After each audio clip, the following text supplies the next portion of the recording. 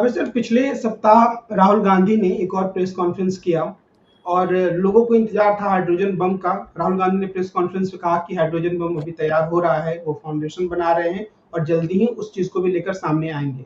जो भी राहुल गांधी ने कहा वो एक सीरियस एलिगेशन था कि किस तरीके से गड़बड़ी मतदान सूची में हो रही है, लेकिन भारतीय जनता पार्टी ने इसे फुलझड़ी का नाम दिया कि ये कोई खास बात नहीं है और उनके पास कुछ कहने के लिए नहीं है। तो राहुल गांधी का जो प्रेस कॉन्फ्रेंस है उसके प्रभाव को आप किस रूप में देखते हैं, और क्या आपको यह लगता है कि जो राहुल गांधी ने आरोप लगाए उसका जवाब या तो भारतीय जनता पार्टी की तरफ से या चुनाव आयोग की तरफ से ऐसा मिल चुका है कि लोग संतुष्ट हो जाएं? देखिए, अंग्रेजी में एक फ्रेज होती है वर्क इन मेकिंग। तो राहुल गांधी की जो वोट चोर गद्दी छोड़ वाली जो रणनीति है, ये अभी भी मैं मानता हूं कि ये पूरी तरह परिपक्व होकर हम लोगों के सामने नहीं आई है। अभी ये इसके शुरुआती केवल 2 कदम रखे गए और इन 2 कदमों से जो बात निकल के आई है वो बहुत गंभीर है। भाजपा पछताएगी आगे जाकर अगर उसने इस गंभीरता को नहीं समझा और इस तरह की हल्की टिप्पणियां करती रही कि ये फुलझड़ी है, पटाखा है, इस प्रकार की बात बोलती रही। देखिए, राहुल गांधी ने पहली बार ये बताया कि वोट किस तरीके से जोड़े जाते हैं, फर्जी वोट किस तरीके से जोड़े जाते हैं। पहले तो उन्होंने ये सबूत दिया कि एक पते पे कितने वोट होते हैं, एक व्यक्ति के कितने वोट होते हैं, एक व्यक्ति कितनी जगहों पर जो वोट डालता है, वो महाराष्ट्र में भी वोट डाल रहा है, वो बनारस में भी वोट डाल रहा है, ये उन्होंने सबूत दिया। दूसरा सबूत उन्होंने दिया कि वोट किस तरीके से काटे जाते हैं और इस प्रक्रिया में उन्होंने पिछली वाली प्रेस कॉन्फ्रेंस और इस प्रेस कॉन्फ्रेंस को जोड़ दिया। यानी वोट, उन्होंने कहा कि एक ही सेंट्रलाइज्ड डिजिटल एक्सपर्ट्स की मशीन की टीम है जो एक जगह बैठकर वो काम भी कर रही है और ये काम भी कर रही है।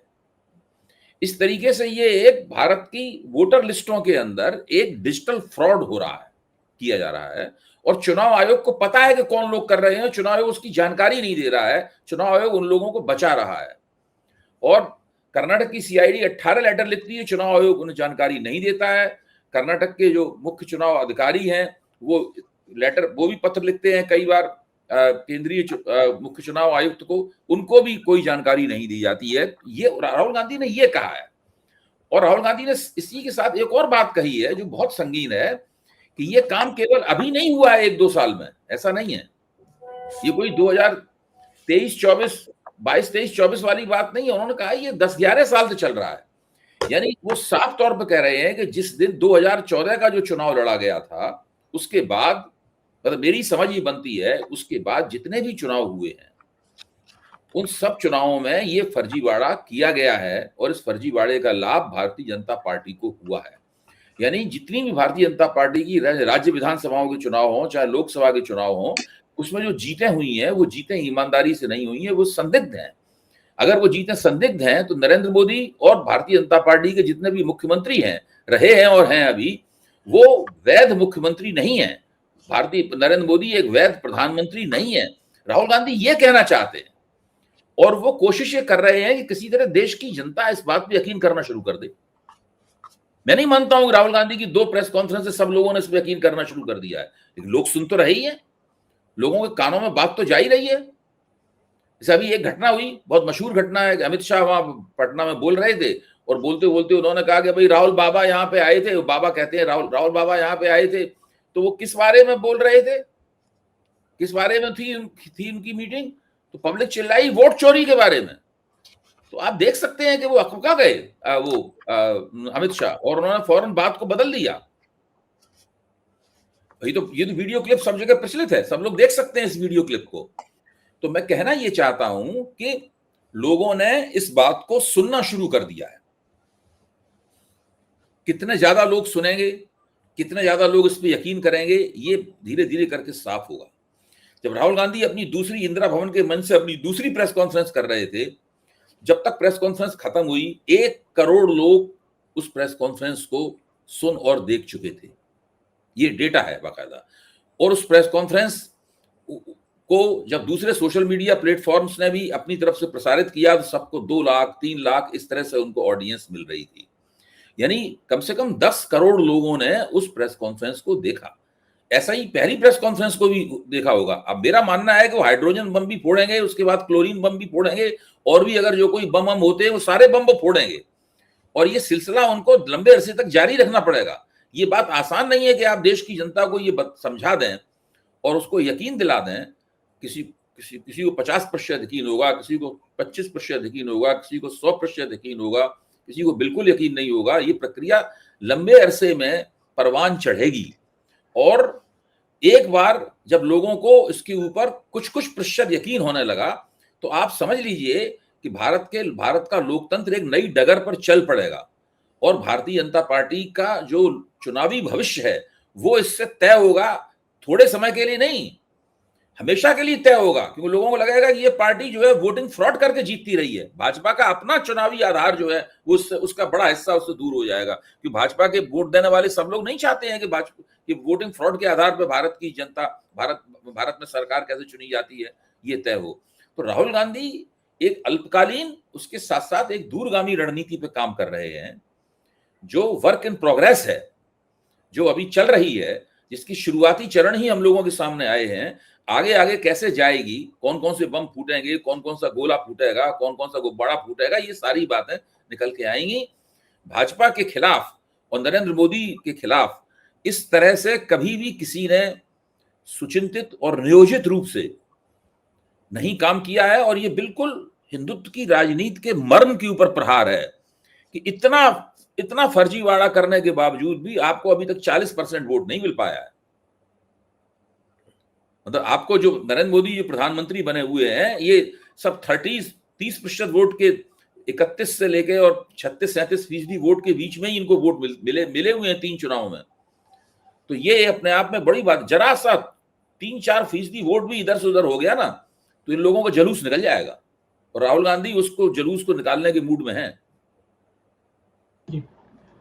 आनंद सर, एक आखिरी सवाल। राहुल गांधी ने पिछले हफ्ते एक ट्वीट किया, एक मैसेज उन्होंने लिखा, जिसमें अन्य बातों के अलावा उन्होंने लिखा कि वो जेन जी पर जो भी उनका संघर्ष उनके साथ देंगे और उनको भरोसा है। इसको काफी विपक्षी दलों ने, खासकर भारतीय जनता पार्टी ने लपक लिया और ये कहा कि वे भारत में लोकतंत्र को अस्थिर करना चाहते हैं और अराजकतावादी बयान दे रहे हैं वगैरह वगैरह। आप उनके इस आरोपों से कितना सहमत हैं और क्या हम ये कहें कि राहुल गांधी को इस तरह की भाषा से साथ बचना चाहिए था? मेरे हिसाब से बिल्कुल नहीं बचना चाहिए था। ये अगर आप डायरेक्ट बात नहीं करेंगे तो बातें नहीं होंगी। मैं इसी का एक आपको और डेटा दे दूं। ये जो राहुल गांधी ने जो जेनजी की बात की, जेनजी की बात उन्होंने आज से 2-3 वर्ष पहले भी की थी भारत जोड़ो यात्रा से, और उसके डेटा हैं। और उसके डेटा ये हैं कि उस पूरी ट्वीट को 6000 लोगों ने देखा था और इसको पहले घंटे में 24,000 लोग देख चुके थे। 24,000 लोग शेयर कर चुके थे, देख चुके थे उसकी जो भी भाषा होती है। मैं सिर्फ कहना ये चाह रहा हूँ कि ये जो जेनजी है, ये वो जनरेशन है जो आज टेक वाले उसमें पैदा हुई है। आज हम लोगों को, हमारे जो एक्सटेंडेड फैमिली, बहुत से लोगों को होता है कि अगर इसमें, अब तो प्रीपेड नहीं, कि अगर अकाउंट में पैसा इसमें से डालना है तो लोग कहते हैं भाई तुम डाल दो, इसको रिचार्ज तुम कर दो। लोग बहुत, हमारी एज के लोग इसमें बहुत कंफर्टेबल नहीं है। लेकिन आज जेनजी से जो नीचे वाली और एज है, जो 10-12 साल के बच्चे हैं, वो इसमें से और कंफर्टेबल है। मतलब वो तो लगता है कि जैसे उसको कहते हैं ना कि पेट से सीख के आ रहे हैं क्या, उनको खटखट वो इतने फास्ट होते हैं। हम लोग जब एक अपना लिंक भेजते हैं तो कभी कभी नए दर्शक, आपके किसी जो सीनियर है उसको मुश्किल होता है कि कैसे करें, लिंक नहीं जुड़ रहा है। और आप घर में, एक कॉमन क्वेश्चन होता है, कोई बच्चा है घर में? हाँ है, बच्चा 1 मिनट में जोड़ देता है। तो मेरा सिर्फ कहना है कि ये राहुल गांधी का अपना जो संवाद है उन लोगों से हो रहा है, वो उनसे संवाद जारी रखना चाह रहे हैं। और वो और इसको ये मैं इसलिए भी कह रहा हूं कि जब मोदी जी बात करते हैं तो मोदी जी कौन सी बात करते हैं? मोदी भी जेनजी से बात करना चाहते हैं। मोदी जी जेनजी से बात ये करते हैं कि जिस दिन आपकी परीक्षा हो, सुबह जल्दी उठिएगा, मुंह धोइएगा, ब्रश करिएगा, कुल्ला करिएगा, कपड़े बदलिएगा। अरे भाई, ये कोई बात है? ये बिना से, और पहले जो प्रश्न आए तो मुश्किल वाले प्रश्न पहले नहीं करेंगे तो सीधे, ये सब बेवकूफी की बातें करते हैं। अच्छा, ये बात अगर कोई अब एपीजे अब्दुल कलाम आजाद बताते थे तो समझ में आता था, भाई पढ़ा लिखा आदमी कह रहा है। एक आदमी जिसकी अपनी डिग्री का ही पता नहीं, वो मुझे बताएगा कि मैं कैसे पढूं? मतलब मैं कैसे पढूं? घर में भी जब कोई आता था तो आपके घर में भी होता था, आपके जो कोई ऐसे आके आपको बताते थे बेटा क्या वैसे करो। अरे भाई, खुद तो पढ़ लेते ना। तो मेरा सिर्फ कहना यह है कि ये सब ये जो मोदी जी करने की कोशिश कर रहे हैं। लेकिन मैं अभय भाई की बात में एक चीज जोड़ दूं, अलन से जो एमएलए थे हैं इस समय। बी आर पाटिल उनका नाम है, कांग्रेस पार्टी के पुराने समाजवादी हैं। हेगड़े के साथ बहुत मतलब रामकृष्ण हेगड़े के साथ बहुत क्लोजली काम किया। मेरी उनकी 40 साल पुरानी जान पहचान है। उन जो इससे पहले वाला इलेक्शन था 23 था, उससे पहले 18 था।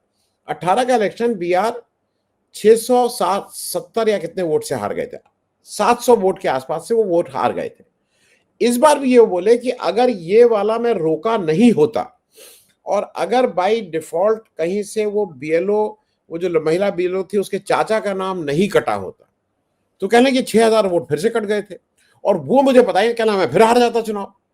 तो कहने वो तो क्योंकि ये हो गए, पिछले वाला हम लोग कर नहीं पाए, वो भी मेरा जीता हुआ चुनाव था। तो इस तरह से जो अभय जी कह रहे हैं कि ये जो भी सरकारें आ रही हैं ये अवैध सरकारें हैं, ये मैनिपुलेटेड सरकारें हैं। और ये बात धीरे धीरे धीरे धीरे लोगों में घर कर रही है कि मोदी जी की ये ठीक है नहीं है।